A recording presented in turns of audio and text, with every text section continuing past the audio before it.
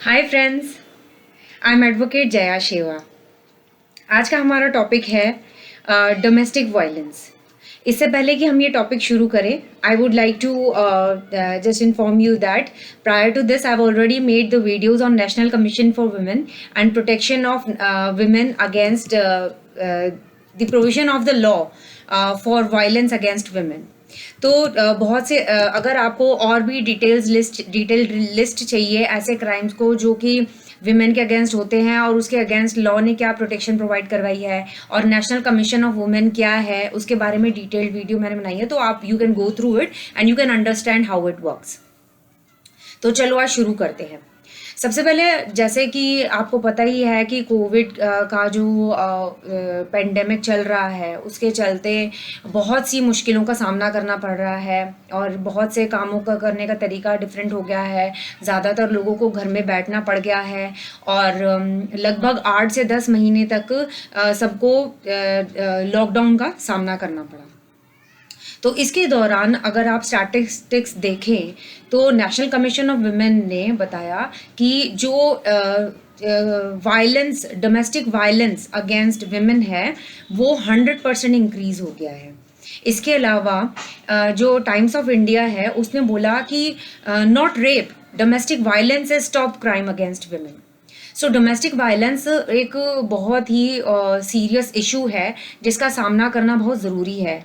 But हम सामना कैसे करेंगे? मुश्किल को हल करने का सबसे पहला तरीका ये है कि हम समझें कि मुश्किल है क्या। मतलब पहले हम to understand your problem is half way through your resolving the problem.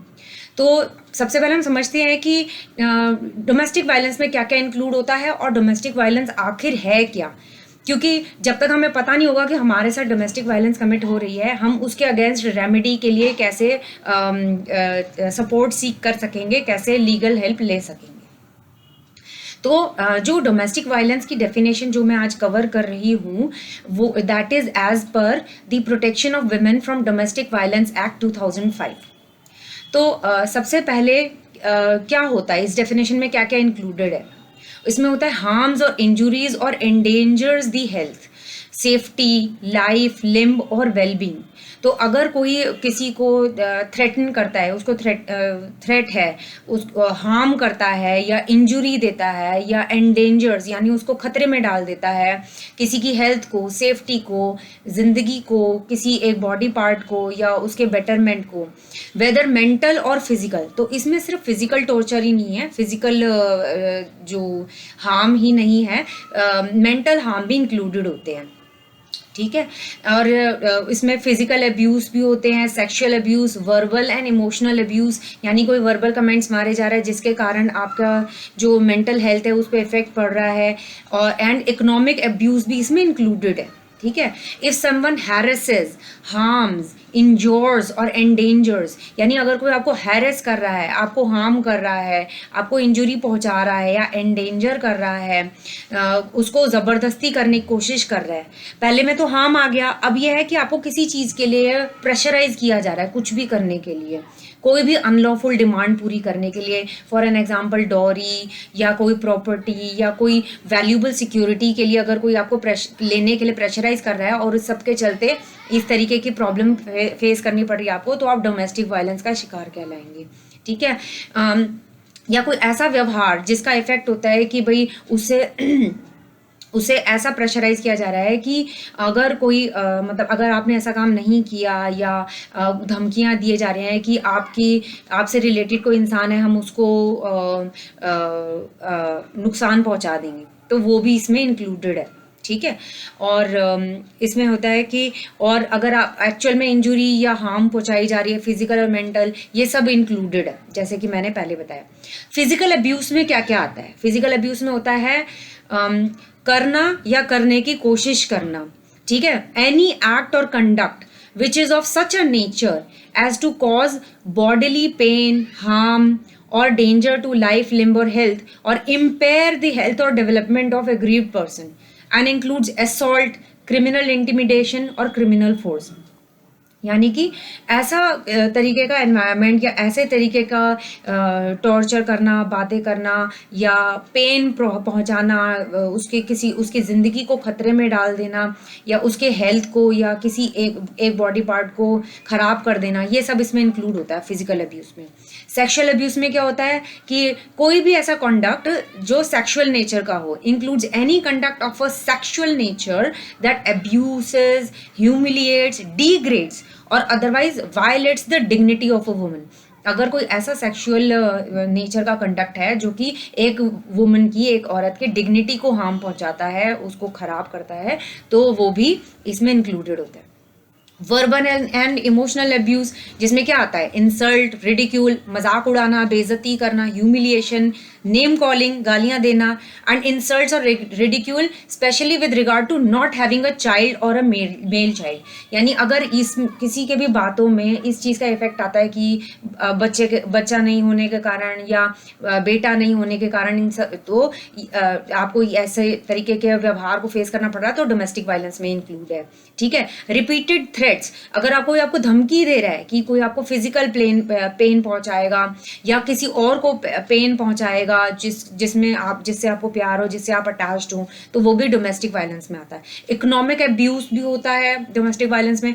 Economic abuse में क्या क्या आता है, किसी को पैसे नहीं देना जिससे उसका गुजारा हो सके, बेसिक चीज़ें प्रोवाइड नहीं करवाना, deprivation of all or any economic or financial resources to which the aggrieved person is entitled under any law or custom.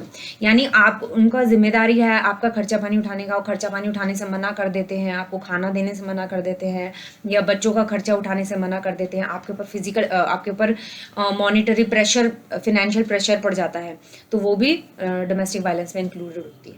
ठीक है।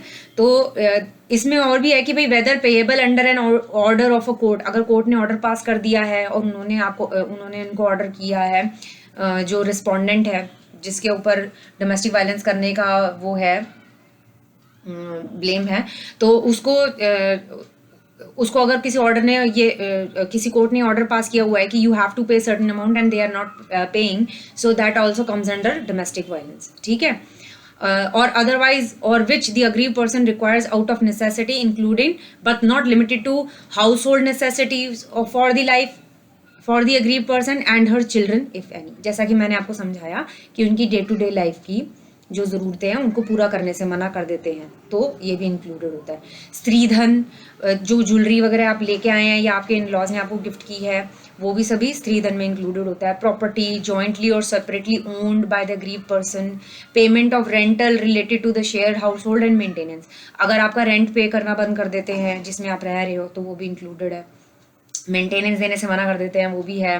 Disposal of the household effects, any alienation of assets whether movable or immovable, किसी भी तरीके से आपको बेदखल किया जाता है किसी भी एसेट से, जैसे सपोज आपको कहते हैं आप इस चीज़ का इस्तेमाल नहीं कर सकते, आप इस कमरे में नहीं जा सकते, आप ये नहीं कर सकते, वो नहीं कर सकते, तो वो भी डोमेस्टिक वायलेंस में इंक्लूडेड है। और क्या क्या इंक्लूडेड है, valuables, share, securities, bonds and the like और other property in which the aggrieved person has an interest or is entitled to use by the virtue of the domestic relationship or which may reasonably required by the aggrieved person or her children or her stridhan or any other joint property jointly or separately held by the aggrieved person।